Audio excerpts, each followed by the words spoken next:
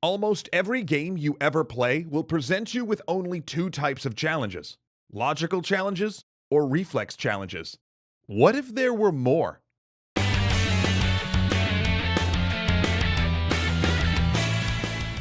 This episode of Extra Credits is brought to you by Extra Sci-Fi. You heard me right. A little while ago, we were lucky enough to have Oculus Rift sponsor two special episodes of Extra Sci-Fi on the history of virtual reality. So please check them out after this episode at the link below. Games are a series of micro-tests. Every pit you jump or puzzle you overcome is a tiny test of how well you can use the systems and mechanics of the game.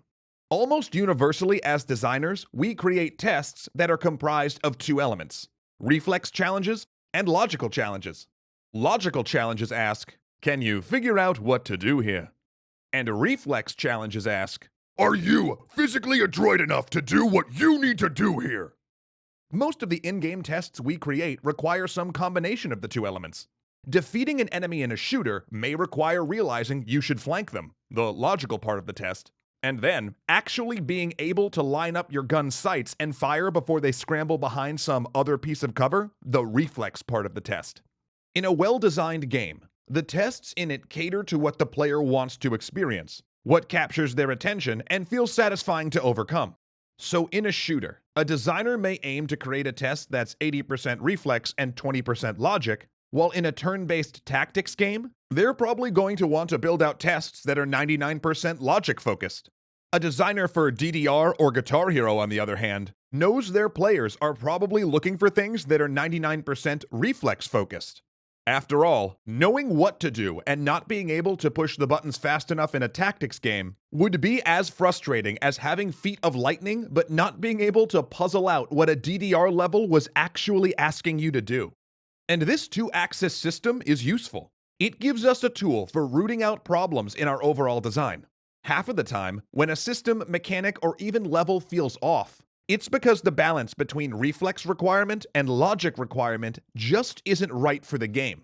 And good designers know when they can play against type and create differences of kind by putting in a logic puzzle in an action-heavy game or some fancy stick work in an otherwise logic-focused title. But has thinking in this way for so long become restrictive? Are there whole categories of challenges we're not presenting the player by limiting our tests to logical and reflex-based ones? Probably. Now, the rest of this episode may seem a little weird to some of you, because much of it runs counter to many of the ways we're currently thinking about games. Heck, much of it runs counter to one of the most deeply rooted ideas of the modern education system and thus modern culture. But we're going to push against the idea that the only things we can test are reflexes and logical capacity. Imagine an in-game challenge built around an empathetic test. Can you tell that someone is hurting, is in a bad situation, or needs your help without them explicitly saying so? This is something that we do in real life all the time, through a series of subconscious clues. The way a person looks, their body language, their word choice can all tell you if they're in a rough place without them ever having to spell it out. Many of you have probably even had that strange experience where you're chatting with someone over IM and you suddenly feel like you should ask them if they're okay, if everything's all right. How did you know? You probably couldn't even verbalize it. Maybe their responses are shorter than normal, or maybe it's taking them a little longer than average to respond. It can be that subtle. That's how wired we are for this sort of thing as human beings.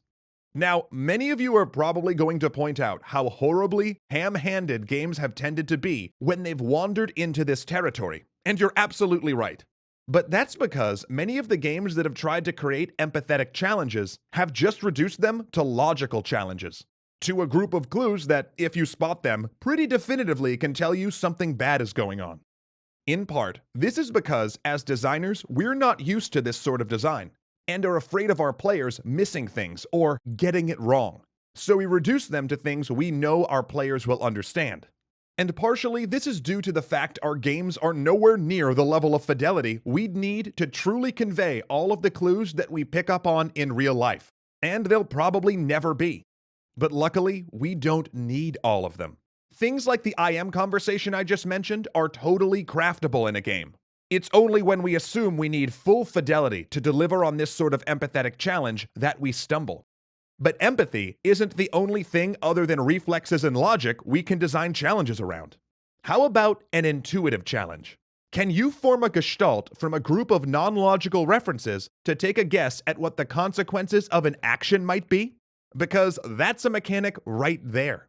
But don't worry if that sentence made no sense to you. Try Cultist Simulator. It's a game about taking vague implications and Lovecraftian dreamlike passages and making decisions based on what you feel like they might mean. Now, that may seem loose and nebulous, not like something you could actually play with, and not something you could make interesting decisions with, but once you get in there and mess around with it a bit, you'll see the designers are just utilizing one of humanity's other decision-making faculties besides pure logic for the challenge.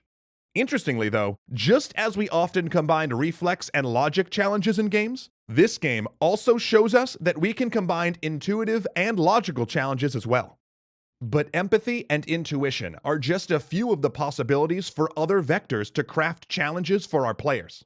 The next few decades of game design will be about expanding our tool belt and finding all of the interesting things we can do if we don't make every encounter, puzzle, or test about reflexes or logic. So, what do you think? What other interesting faculties can we use to make challenges in games, and how would you use them? I'll be lurking in the comments below and can't wait to see what others you come up with. Until next time, everyone. Can you not get enough extra credits videos? I do know that feeling. Then check out a special 2-part extra sci-fi series on the history of virtual reality, sponsored by Oculus Rift. Personally, I love the topic of VR, and I was psyched to get to learn all about where it came from. So click the link and be sure to tell, well, us that we sent you? That sounds right.